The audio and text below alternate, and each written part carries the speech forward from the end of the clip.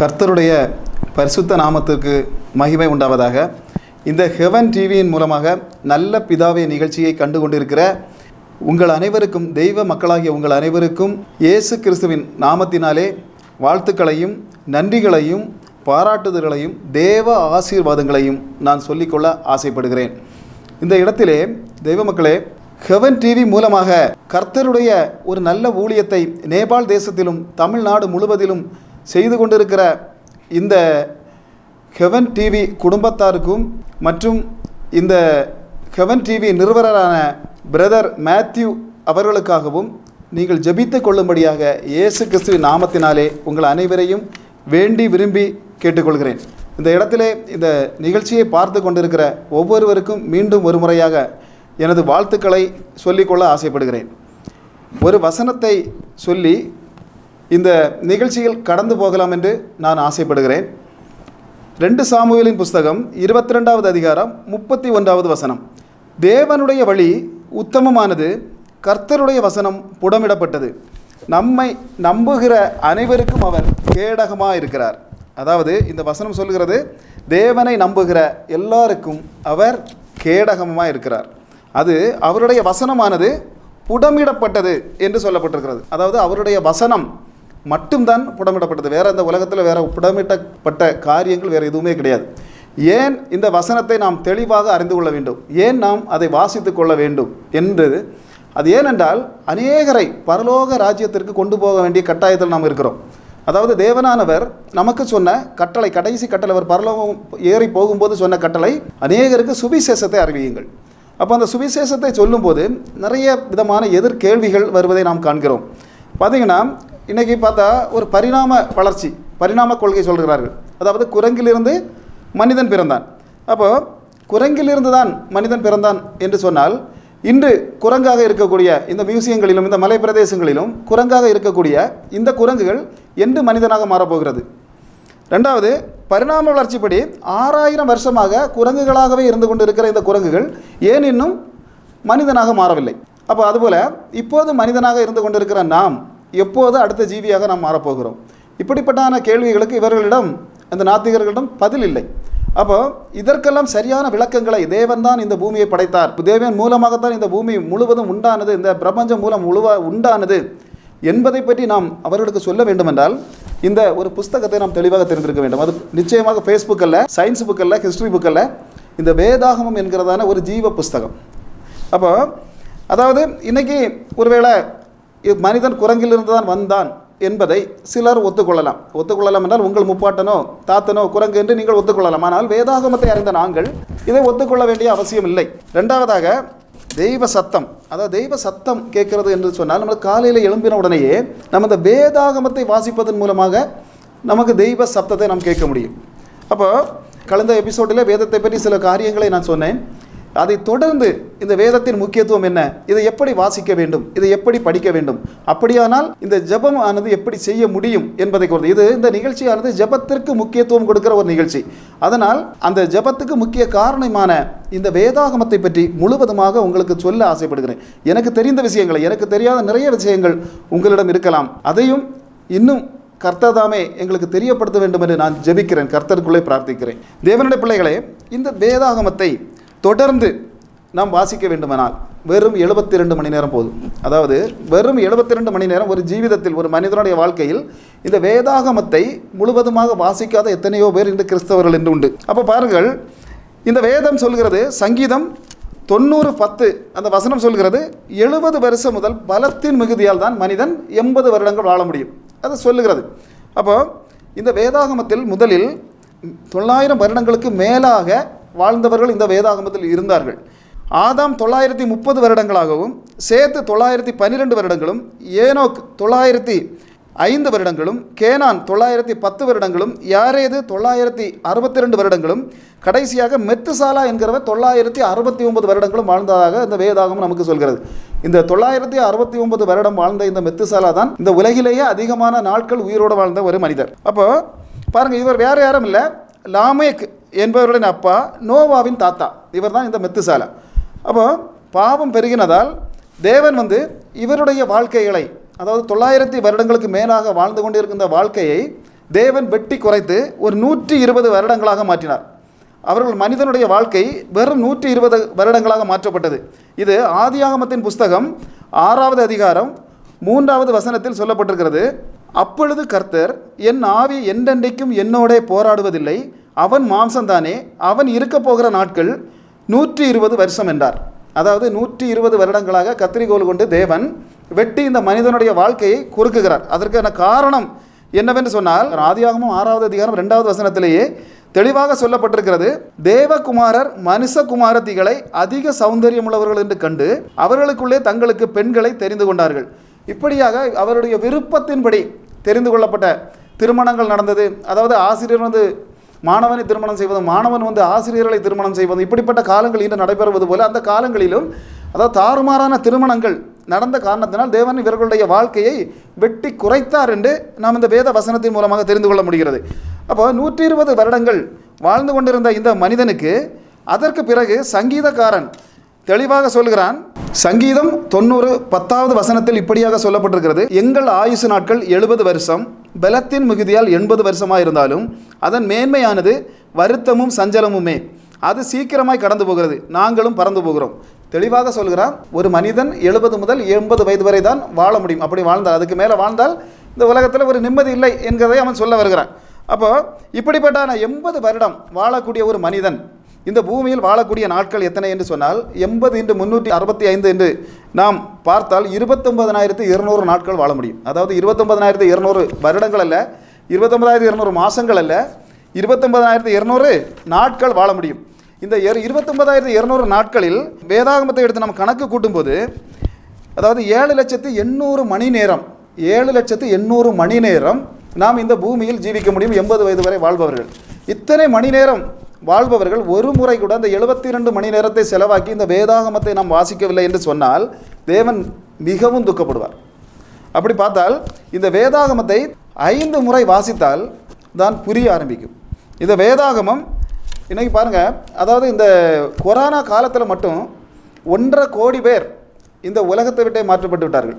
ஆனாலும் இன்றைக்கு நம்மை இந்த பூமியில் வைத்திருப்பது நாம் சாப்பிட்ட பிரியாணியோட பலத்தை கொண்டோ அல்லது ஹார்லிக்ஸோட பலத்தை கொண்டோ இல்லை போனிட்டோட பலத்தை கொண்டோ இல்லை வேறு ஏதாவது ஒரு பலத்தை கொண்டோ அல்ல, தேவனுடைய வார்த்தைகளை நாம் மற்றவர்களுக்கு கொடுப்போம் என்கிற ஒரு மிகுந்த ஒரு சித்தத்தோடு மட்டும்தான் நாம் இன்று உயிரோடு வைத்திருக்கிறார். அப்போ இந்த வேதாகமத்தை வாசித்து நாம் மற்றவர்களுக்கு சொல்வதன் மூலமாக மட்டும்தான் தேவனுடைய சித்தத்தை நாம் நிறைவேற்ற தகுதி உள்ளவர்களாக ஆக முடியும். தேவ பிள்ளைகளே, இன்றைக்கி இந்த வெளிப்படுத்த விசேஷம் அநேகரை எடுத்து பார்த்தால் வெளிப்படுத்தின விசேஷம் படிப்பதற்கே பயமாக இருக்கிறது என்று சொல்வதை நான் பார்த்துருக்கிறேன். அப்போ பாருங்கள், இந்த வெளிப்படுத்தின விசேஷத்தை முழுவதுமாக வாசிப்பதற்கு வெறும் 45 நிமிடம் போதும் என்று ஆராய்ச்சியாளர்கள் சொல்கிறார்கள். அப்போ பாருங்கள், இன்றைக்கி ஒரு பிள்ளையிடம் இன்றைக்கி 10ஆம் வகுப்பு படிக்க போகக்கூடிய ஒரு பிள்ளையிடம் நான் ஒரு கொஸ்டின் கேட்டேன், நீ பைபிளை எத்தனை தடவை படிச்சிருக்கிறா அப்படின்னு கேட்டதற்கு அந்த பிள்ளை சொன்ன ஒரு காரியம், நான் மற்ற எல்லாத்தையும் படிப்பேன், அந்த வெளிப்படுத்தின விசேஷம் படிப்பதற்கு மட்டும் எனக்கு பயங்கர பயமாக இருக்கிறது அங்கிள் அப்படின்னு சொன்னேன்.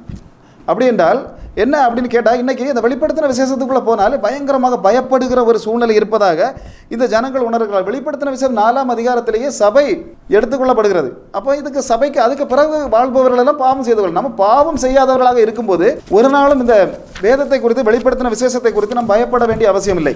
வெளிப்படுத்தின விசேஷத்தில் தான் தேவனுடைய வார்த்தைகளில் அதாவது பரலோகத்தின் ரகசியங்கள் முழுவதுமாக அடங்கி இருக்கிறது என்பதனை நாம் புரிந்து கொள்ள வேண்டும். இந்த சுவிசேஷங்களை எடுத்துக்கொண்டால் இன்று மத்தேயு சுவிசேஷத்தில் 28 அதிகாரங்கள் இருக்கிறது. 2 மணி நேரமும் 40 நிமிடங்களும் மட்டும் போதும் இதை முழுவதுமாக வாசிக்க. மார்க்கு நற்செய்தி எடுத்துக்கொண்டால் 16 அதிகாரங்கள் இருக்கிறது. இதில் 1 மணி நேரமும் 50 நிமிடங்களும் போதும் இந்த சுவிசேஷத்தை நாம் முழுவதுமாக வாசிப்பதற்கு. அப்படியே லூக்கா எடுத்துக்கொண்டால் 24 அதிகாரங்கள் இதில் உண்டு. 2 மணி நேரமும் 50 நிமிடங்களும் போதும் இதை முழுவதுமாக நமக்கு வாசிப்பதற்கு. அதுபோல் யோவான் மட்டும் கொஞ்சம் பெரிய அதிகாரங்கள் 21 தான் இருந்தாலும் கொஞ்சம் எல்லாமே பெரிய வசனங்கள் பெரிய புஸ்தகமாக இருப்பதால் 3 மணி நேரமும் 5 நிமிடங்களும். இப்படியாக இந்த சுவிசேஷங்கள் மட்டும் வாசித்து முடிக்காத எத்தனையோ கிறிஸ்தவர்கள் இன்று இந்த இடத்தில் உண்டு. அதுபோல் இந்த வேதாகமத்தை 10 முறை வாசித்தால் நிச்சயமாக மற்ற இடங்களில் போய் பிரசங்கிக்க முடியும். எத்தனையோ கூட்டங்களில் இப்படி பிரசங்கிக்கிறவர்களை நான் பார்த்ததுண்டு. அதனால தான் சொல்கிறோம், இந்த வேதாகமத்தை எப்படி வாசிக்க வேண்டும் என்பதற்கு சில விதிமுறைகள் உண்டு. வெறும் CFL பல்பு வெளிச்சத்திலோ அல்லது மற்ற வெளிச்சங்களிலோ நாம் படித்தால், இல்லை ஒரு டியூப்லைட் வெளிச்சத்திலோ படித்தால் இந்த வேதாகம் நமக்கு சரியாக புரியாது. தேவனானவரை நாம் வெளிச்சமாக அழைக்க வேண்டும் முதலாக. அப்போ இந்த வேதாகமத்தை எப்படி வாசிக்க வேண்டும் என்று சொல்வதற்கு, அதாவது சில வசனங்கள் நமக்கு தெளிவுபடுத்துகின்றன. தேவனானவர் ஆவியானவர் சில வசனங்களை தந்திருக்கிறார். அந்த வசனங்களை தியானித்து நாம் இந்த வேதாகமத்தை திறக்கும் பொழுது கண்டிப்பாக நமக்கு இந்த வேதாகமம் முழுவதுமாக புரிய ஆரம்பிக்கும். ஏசாயா 34வது அதிகாரம் 16வது வசனம் இப்படியாக சொல்கிறது, கர்த்தருடைய புஸ்தகத்திலே தேடி வாசியுங்கள், ஏனெனில் ஒன்றும் குறையாது, இவைகள் ஒன்றும் ஜோடி இல்லாதது. அவருடைய வாய் இதை சொல்லிட்டு அவருடைய ஆவி அவைகளை சேர்க்கும். அதாவது கர்த்தருடைய புஸ்தகத்தில் தேடி தேடி வாசிக்க வேண்டும். ஏதாவது ஒரு வேதாகமத்தில் ஏதாவது ஒரு வார்த்தையை எடுத்து வைத்துக்கொண்டு அதை நம்பி இது மட்டும்தான் உண்மை என்று போதிக்கவும் கூடாது. தேடி தேடி வாசிக்க வேண்டும் என்று இந்த வேதாகமம் சொல்கிறது. இந்த வசனங்களை நாம் தியானிக்க வேண்டும். மற்றபடியாக ஏசாயா 28வது அதிகாரம் 13வது வசனத்தில், ஆதலால் அவர்கள் போய் பின்னிட்டு விழுந்து நொறுங்கும்படிக்கு சிக்குண்டு பிடிபடும்படிக்கும் கற்பனை மேல் கற்பனையும் கற்பனை மேல் கற்பனையும் பிரமாணத்தின் மேல் பிரமாணமும் பிரமாணத்தின் மேல் பிரமாணமும் இங்கே கொஞ்சமும் அங்கே கொஞ்சமுமாக இருக்கும். அதாவது தேவனுடைய வார்த்தைகள் இங்கே கொஞ்சமும் அங்கே கொஞ்சமுமாக இருக்கும் என்று சொல்லப்பட்டிருக்கிறது. அப்போ ஒவ்வொரு வசனங்களையும் நாம் இங்கேயும் தேட வேண்டும். ஒவ்வொரு அதிகாரங்களிலும் ஒவ்வொரு புஸ்தகங்களிலும் இதில் உள்ள தொடர்ச்சி எங்கே இருக்கிறது, மற்ற இடத்துல எங்கே இருக்கிறது என்பதை நாம் தெளிந்து அதை தேடி வாசித்தால் மட்டும்தான் இந்த வேதாகமம் நமக்கு தெளிவாக புரிய ஆரம்பிக்கும். அதாவது இன்றைக்கி ஒரு டாக்டர் இடம் நாம் மருத்துவத்திற்காக போகிறோம் என்றால் அவருக்கு சில மருந்துகள் மறந்து போகும். சில நேரங்களில் அவர் என்ன செய்வார் என்றால் ஏற்கனவே படித்த புத்தகங்களை அப்படி தேட ஆரம்பிப்பார். அதை தேடி தேடி அதில் குறிக்கப்பட்டிருக்கிற மருந்துகளை பார்த்து நமக்கு அவர் சிகிச்சை செய்தார் என்றால் நமக்கு பரிபூர்ணமான சுகம் கிடைக்கும். அதுபோல் ஒரு அட்வொகேட்டிடம் நாம் போகிறோம் என்று சொன்னால் அவர் நம்ம கேஸை கொண்டு கோர்ட்டுக்கு போகிறார், நம்முடைய வழக்கை கோர்ட்டுக்கு கொண்டு போகிறார் என்று சொன்னால் நீதிபதியிடம் போய் நின்று உங்களுக்கு தெரிந்த ஏதாவது ஒரு சட்டத்தை சொல்லி என்னுடைய கட்சிக்காரரை இந்த குற்றத்திலிருந்து விடுபடிக்கும்படி கேட்டுக்கொள்கிறேன் என்று சொன்னால் சிரிப்பார்கள்.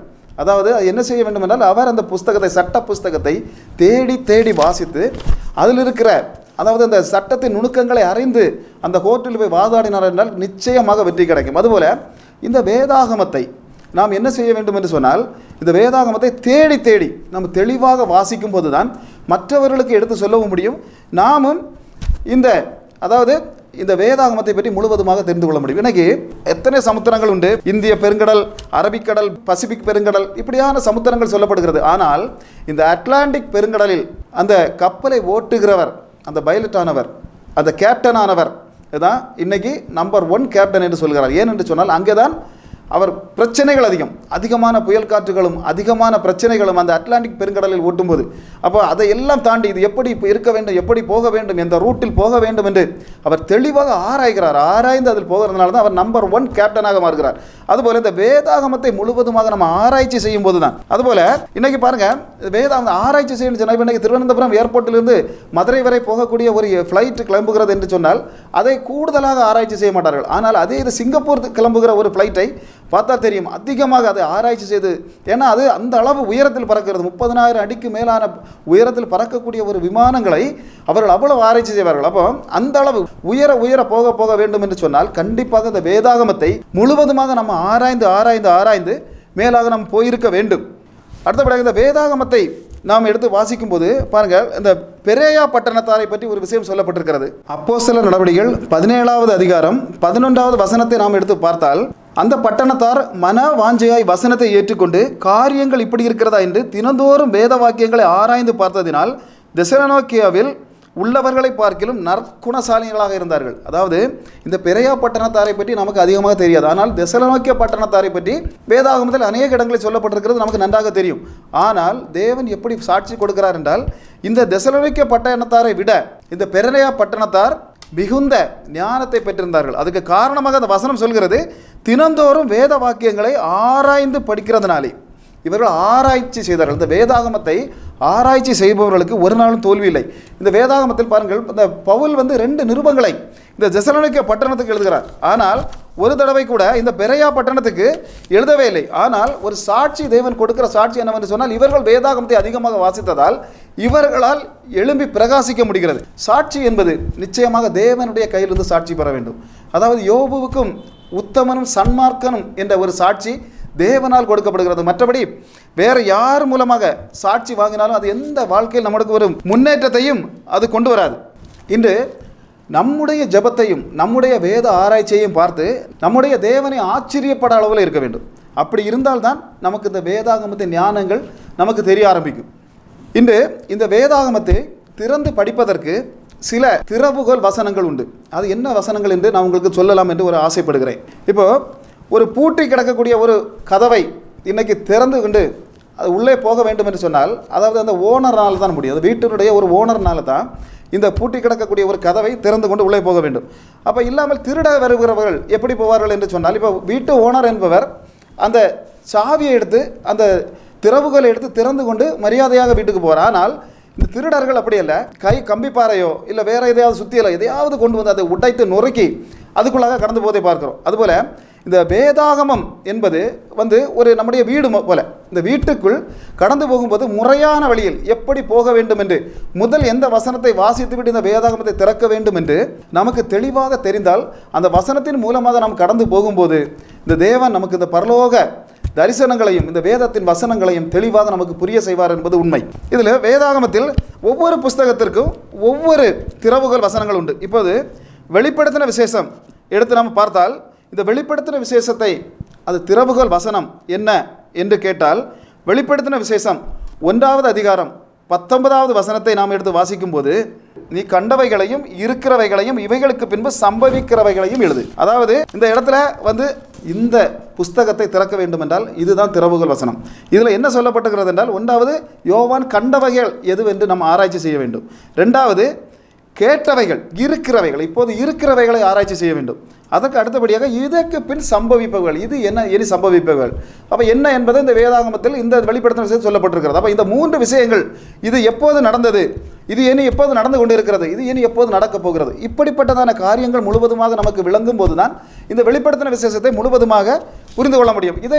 இதை இப்படி போகாமல், நேர்வழியில் போகாமல், எடுத்த உடனே 1,44,000 பேர் அல்லது கருப்பு குதிரையில் அமர்ந்திருந்த மகாவேசி, சூரியனை அணிந்திருந்த ஸ்ரீ, சமுத்திரத்திலிருந்து எழும்பிய மிருகம், 4 ஜீவங்கள், 24 மூப்பர்கள், இப்படியாக எதையாவது சொன்னால் எதுவுமே புரியவும் செய்யாது, எதுவுமே வாசிப்பதற்கான ஒரு அனுபவமும் நமக்கு கிடைக்காது. அதனால் வேதத்தை புரிந்து கொள்வதற்கு முன்பாக அந்த திறவுகோல் வசனங்களை நாம் கண்டிப்பாக தெரிந்திருக்க வேண்டும். இல்லாமல் ஆசீர்வாத வசனங்களை தேடி தேடி காலையில் எழும்பணும்னா அநேக தேவ பிள்ளைகள் செய்யக்கூடிய காரியம் ஆசீர்வாத வசனங்களை தேடி அதை மட்டும் எடுத்து அப்படியே வாசிப்பது, அதை அப்படியே வேதத்தை எடுத்து மூடுவது. அதாவது ஆசீர்வாதம் என்பது தேவனால் தரக்கூடிய ஆசீர்வாதம். நாம் முதலில் பரலோக ராஜ்யத்தை தேட வேண்டும், மற்ற ஆசீர்வாதங்களை நமக்கு சேர்த்து கொடுக்கப்படும். இன்றைக்கி பாருங்கள், இன்றைக்கி சாத்தானாலேயும் ஆசீர்வாதம் கொடுக்கப்படும். அது எப்படி என்று நான் சொன்னால் ஒரு சிறிய எக்ஸாம்பிள் சொல்ல ஆசைப்படுகிறேன். சாத்தான் என்பவன் எப்படி, அவன் தரக்கூடிய ஆசீர்வாதம் எப்படி இருக்கும் என்று சொன்னால், இன்று அதாவது கேரளா பக்கத்தில் ஈமக்கரடி என்று சொல்வார்கள். அப்போ அந்த ஈமக்கரடி என்று சொல்லுகிறது கரடியம் போல இருக்கும். இதை வேட்டையாடி இந்த காட்டுவாசிகள் ஜனங்கள் இதை சாப்பிடுவது. எப்படி வேட்டையாடுவார்கள் என்றால், ஏதாவது ஒரு மிருகத்தை கொண்டு அதனுடைய ரத்தத்தை எடுத்து அப்படியே தேய்த்து அந்த ஒரு ஈட்டியில் நல்ல ஒரு நீள ஒரு ஆயுதத்தில் அந்த ஆயுதத்தை முழுவதுமாகி ஒரு வெள்ளை துணியில் இந்த ரத்தத்தை புரட்டி, மற்ற சின்ன மிருகங்களின் ரத்தத்தை புரட்டி இதில் கட்டி அப்படியே கொண்டு ஒரு நல்ல மூர்ச்சையான வாளாக இருக்கும், அதை கொண்டு நிலத்தில் தக்கி விட்டார்கள். இல்லாமல் இந்த கரடியை போய் நேரடியாக அதை கொலை செய்வது என்பது, அதை பிடிப்பது, வேட்டையாடுவது என்பது பெரிய கஷ்டம். அப்போ இவங்க என்ன செய்வாங்க, இப்படி ஏதாவது ஒரு மிருகத்தின் ரத்தத்தை அப்படி தேய்த்து ஒரு வாளை எதை நாட்டி வைத்து போய்விடுவார்கள். இது என்ன செய்யும் அப்படின்னு சொன்னால், அந்த வாளின் மேல் தன்னுடைய நாக்கை எடுத்து முதல் நல்ல ரத்தம் கிடைத்து விட்டது என்று நக்க தொடங்கும். கொஞ்ச நேரத்தில் அந்த நாக்கெல்லாம் அறுபட்டு அதனுடைய சொந்த ரத்தமே அதில் ஒழுக ஆரம்பிக்கும். ஆனால் சொந்த ரத்தம் தான் இதில் ஒழுகுகிறது என்பது தெரியாமல் தானே அதை சாப்பிட்டு இது வயர் நிறையும். ஆனால் இதனுடைய உயிர் போகும். இந்த பாவப்பட்ட மிருகம் அதில் கீழே விழுந்து அப்படியே மரணப்பட்டு போகும். இப்படி தான் இன்றைக்கு சாத்தான் தரக்கூடிய ஆசீர்வாதங்களும் இருக்கிறது. சாத்தான் எப்படி ஆசீர்வாதங்களை தருகிறான் என்றால், இப்படி தான் முதல் தருவது போல இருக்கும், ஆனால் கடைசியில் அது மரணத்துக்கு எதிரான ஆசீர்வாதம். நம்முடைய தேவனுடைய ஆசீர்வாதத்தின் மூலமாகவே நாம் வாழ முடியும் வேண்டும் என்பதை நாம் தெளிவாக தெரிந்திருந்தால் நிச்சயமாக இந்த ஆசீர்வாத வசனங்களை மட்டும் நாம் எடுத்து படிக்கக்கூடிய, வாசிக்கக்கூடிய ஒரு காரியத்திற்கு நாம் முற்றுப்புள்ளி வைக்க முடியும். அதுபோல் இன்றைக்கி நம்ம பக்கத்தில் போய் ஒரு துணி எடுக்க நம்ம போகிறோம் அப்படின்னு சொன்னால், அந்த இடத்துல நம்ம துணி எடுத்தால் மட்டும்தான் என்ன தருவாங்க, கிஃப்டாக ஒரு பை தருவார்கள். எனக்கு அந்த கிஃப்ட்டை மட்டும் கொடுங்க, நான் துணியை நாளை எடுத்துக்கிறேன் அப்படின்னு சொன்னால் என்ன தர மாட்டாங்க, தரவே மாட்டார்கள். அப்போது நான் என்ன சொல்லுகிறேன் என்று சொன்னால், முதலில் தேவன் எதை விரும்புகிறாரோ அதை நாம் வாங்க வேண்டும். அது கிஃப்டாக நமக்கு இந்த உலகத்தின் ஆசீர்வாதங்கள், அது காராக இருக்கட்டும், இல்லை வீடாக இருக்கட்டும், இல்லை எத்தனை ஏக்கர் சொத்தாக இருக்கட்டும், அது தருவார். அதுக்கு முன்னாடியே தேவனுடைய ராஜ்யத்தை நாம் எப்படி தேட வேண்டும் என்பதை நாம் தெளிவாக புரிந்திருக்க வேண்டும். அதுக்காக தான் இந்த வேதாகமத்தை திரும்ப திரும்ப படிக்க வேண்டும் என்று சொல்வது. இப்போ அதுபோல யெகோவா சாட்சிக்காரர்கள் வருவார்கள் நம்முடைய வீடுகளை தேடி.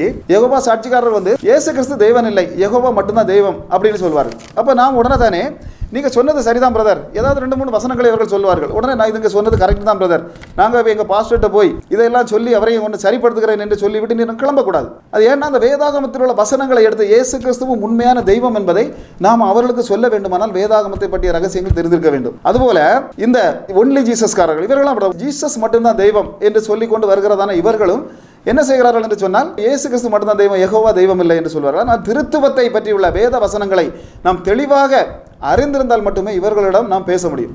அதனால் எல்லாரிடமும் நாம் பேசுக்கு தகுந்தபடி இந்த பரலோக ராஜ்யத்திற்கு மற்ற ஜனங்களையும் கொண்டு போவதற்கு ஏதுவாக இந்த வேதாகமத்தை தெளிவாக வாசிக்க வேண்டும் என்ற இந்த நிகழ்ச்சி மூலமாக தேவ மக்கள் உங்கள் எல்லாருக்கும் தெரிவிப்பதில் பெருமகிழ்ச்சி அடைகிறேன். உங்கள் அனைவரையும் இயேசு கிறிஸ்துவின் நாமத்தினாலே வாழ்த்துகிறேன். தேவனுடைய பிள்ளைகளே, இன்னும் ஒரு விஷயத்தை கூட உங்களிடம் கூட நாம் பகிர்ந்து கொள்ளலாம் என்று ஆசைப்படுகிறேன். இந்த இடத்திலே அதாவது ஹெவன் டிவியின் மூலமாக காஸ்பல் ஃபார் நேபாள் என்ற ஊழியத்தின் மூலமாக அநேக இடங்களில் அதாவது நேபாள் நாடு முழுவதிலும் தொலைக்காட்சி வழியாக நற்செய்தி அறிவித்தல், திருச்சபை கட்டுதல், கல்வி கற்பித்தல், மருத்துவ சேவை, மறுவாழ்வு பணிகள் மற்றும் மாணவர்களுக்கான பணிகள், இப்படிப்பட்டதான அநேக ஊழியங்களை இந்த ஹெவன் டிவியின் மூலமாக செய்து வருகிறோம். இந்த ஹெவன் டிவி குடும்பம் இணைந்து செயல்பட்டு கொண்டிருப்பதால் இதில் அநேக நேபாளி ஜனங்கள் ரட்சிக்கப்படுகிறார்கள். இன்று நேபாள் பிரதேசத்தை எடுத்துக்கொண்டால் 1.9% மட்டுமே இந்த கிறிஸ்தவை அறிந்தவர்கள் இருக்கிறார்கள்.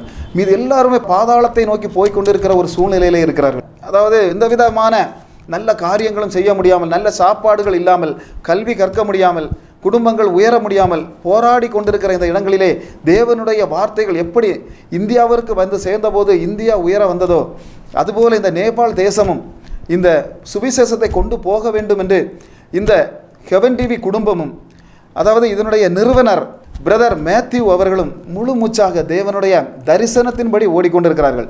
இன்றைக்கு இவர்கள் மூலமாக 77 மாவட்டங்களிலும் இந்த நேபாளின் 77 மாவட்டங்களிலும் 3 கோடிக்கு அதிகமான பேர் சந்திக்கப்பட்டு வருகிறார்கள். 80 நேபாள் மிஷினரிகளுக்கு இவர்கள் தாங்கி கொண்டிருக்கிறார்கள். இன்றைக்கு 330 நேபாள் பிள்ளைகள் வருடந்தோறும் அவருடைய முழு செலவையும் ஏற்று தாங்கப்பட்டு வருகிறார்கள். 14 சபைகள் கட்டி முடிக்கப்பட்டு 15வது சபை இப்போது வேலைகள் நடந்து கொண்டிருக்கிறது. அப்போ இந்த ஊழியத்தை நீங்கள் எல்லாரும் அதாவது கர்த்தரால் ஏவப்பட்ட தேவ ஜனங்கள் ஏதாவது ஒரு வழியில் கொடுக்கும்படியாக உங்களை தேவனின் நாமத்தினாலே கேட்டுக்கொள்கிறேன். காரணம் என்னவென்று சொன்னால் தேவன் ஒரு நாள் அதாவது எந்த இடத்துக்கு கொடுக்க வேண்டுமோ அவங்களுக்கு தான் கொடுக்க வேண்டும் என்று தேவன் விரும்புகிறார். அதாவது தகுதியான நபர்களுக்கு கானானிய ஸ்திரீயிடம் தேவன் சொன்னார், பிள்ளைகளுக்குரியதை நாய்களுக்கு கொடுக்க மாட்டேன், அதாவது தகுதி இல்லாதவங்களுக்கு கொடுக்க மாட்டேன் என்று சொன்னார். ஆனால் அவள் நான் நாய் தான் ஆண்டவரே என்று அவருடைய காலை பிடித்த போது இவள் தகுதியானவள் என்று கொடுக்கிறாள். அதுபோல இந்த ஊழியம் அதாவது சுவிசேஷத்திற்கு ஏற்றதா தகுதியானதா என்பதை தெரிந்து கொண்டு தேவ பிள்ளைகள் கொடுக்கும்போது நிச்சயமாக தேவன் நம்மளை ஆசீர்வதிக்கிறவராக இருக்கிறார். அதாவது தேவன் எப்படி கொடுப்பார், எப்படி தருவார் என்று சொன்னால் 12 சீசர்கள் ஒரு 5000 பேருக்கு பந்தி விளம்பினார்கள். 5 அப்பமும் 2 மீனையும் வைத்து தேவன் கொடுத்த போது இவர்கள் பந்தி விளம்பினார்கள் அப்படின்னு சொன்னால் அதில் 5000 புருஷர்கள் மட்டும்தான். எல்லாம் புருஷர்கள் சிறுவர்கள் எல்லாரையும் சேர்த்தா கிட்டத்தட்ட 20000 பேர். 20000 பேருக்கு இவர்கள் பந்தி விளம்பும் போது ரொம்ப டயர்டாக இருப்பார்கள், ரொம்ப கஷ்டப்பட்டிருப்பார்கள். ஆனால் அவர்கள் முடிந்து போகும்போது தேவன் என்ன செய்தார் என்றால் அவர்களை வெறுங்கையாக அனுப்பவில்லை, 12 கூடை நிறைய நிரம்ப பண்ணினார். அதாவது யார் தேவ ஊழியத்துக்கு செய்கிறார்களோ அவருடைய குடும்பங்கள் நிரம்பும், அவர்களுடைய சந்ததிகள் நிரம்பும், அவர்களுடைய தலைமுறைகள் நிரம்பும், அவர்களுடைய எல்லா காரியங்கள் சுற்றி இருக்கிற எல்லா காரியங்களையும் நிரப்பி விடுகிற ஒரு தெய்வனைத்தான் நாம் காண்கிறோம். அதனால தேவ தரிசனத்தின்படி இந்த தேவால் ஊழியத்திற்கும் இந்த தமிழ்நாட்டின் மற்ற பகுதிகளுக்குள்ள ஊழியத்திற்கும் தாங்குங்கள் என்று கர்த்தரில் உங்களை கேட்டுக்கொண்டு இந்த நிகழ்ச்சியை முடிக்க ஆசைப்படுகிறேன். கடைசியாக தேவன் கேட்கும்படியாக ஒரு ஜெபம் செய்து நிகழ்ச்சியை முடிக்கலாம் என்று நினைக்கிறேன். பரிசுத்தமும் மகா கிருபையும் நிறைந்த எங்கள் நல்ல பிதாவே, அப்பா இந்த இடத்திலே உமக்காக ஜெபிக்கிறோம் தகப்பனே. அப்பா ஸ்தோத்திரம் ஆண்டவரே, இந்த இவ்வளவு நேரமும் இந்த நிகழ்ச்சியை பார்த்து கொண்டிருந்த இந்த ஒவ்வொரு பிள்ளைகள் மேலும் உமது ஆணிப்பாய்ந்த கரத்தின் வல்லமை இறங்கும்படியாக துதிக்கிறோம் தகப்பனே. ஸ்தோத்திரம் ஆண்டவரே, இன்னும் அநேக இடங்களில் தகப்பனே போரின் செய்திகள் கேட்கிறது தகப்பனே. ஸ்தோத்திரம் ஆண்டவரே, அப்பா இஸ்ரவேலுக்கும் லெபனானுக்கும் யுத்தம், அப்பா இஸ்ரவேலுக்கும் காசாவுக்கும் யுத்தம் தகப்பனே. இந்த யுத்தங்கள் தகப்பனே அப்பா நீர் நினைத்தால் மட்டுமே முடியும் தகப்பனே. ஏசப்பா ஸ்தோத்திரம், உம்மை துதிக்கிறோம். கடைசி காலங்களில் யுத்தங்களையும் யுத்தத்தின் செய்திகளையும் கேட்பீர்கள் என்று சொன்ன உமது பரிபூர்ணமான வசனத்தின்படியாக தகப்பனே இப்போ கடைசி காலம் என்பதை நாங்கள் அறிந்திருக்கிறோம் தகப்பனே. எங்கள் மூலமாக அநேக இடங்களுக்கு இந்த சுவிசேஷம் சொல்லவும் தகப்பனே அப்ப கடைசி காலங்களை மக்களுக்கு எடுத்து சொல்லவும் நீர் தந்த கிருபைக்காக உமக்கு நன்றி செலுத்துகிறோம். இந்த ஊழியத்தின் மூலமாக தகப்பனே இந்த ஹெவன் டிவியை ஆசீர்வதித்து பலப்படுத்தும்படியாக துதிக்கிறோம். இதை பார்க்கிற ஒவ்வொரு குடும்பங்களையும் நீரே ஆசீர்வதிப்பீராக, பலப்படுத்துவீராக. பரலோக தூதர்கள் இவர்கள் குடும்பங்களை சுற்றி இவருடைய வீடுகளை சுற்றி இறங்குவார்களாக, பாளையம் இறங்குபடியாக துதிக்கிறோம் தகப்பனே. இயேசு கிறிஸ்துவின் நாமத்தினாலே ஜெபிக்கிறோம் ஜீவனான நல்ல பிதாவே, ஆமென். காலை முதல் அந்தி மாலை வரை கருத்தாய் ஜெபித்து